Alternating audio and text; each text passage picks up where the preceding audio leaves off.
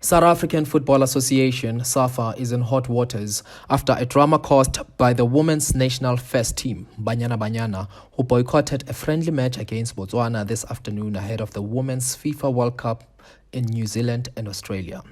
It is believed that Banyana Banyana felt disrespected by the administration of SAFA organizing a preparation match in Tsakane Stadium, which is not in good and high standard professional conditions to play in. The stadium was a bad decision, and so is the chosen opponent, which is not a World Cup qualified team. The selected World Cup squad refused to play this afternoon, boycotting the match because it won't come with the quality they need to prepare compared to their counterparts.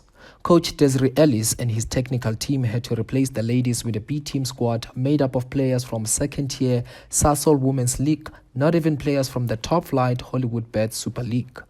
Danny Jordan and his administration have been trying to fix the issue but seem not to be handling it well. Banyana players are disappointed in SAFA's administration and how they have taken them for granted, yet expected to come back with good results in the tournament. Banyana will face the likes of Sweden, Argentina and Italy in the World Cup.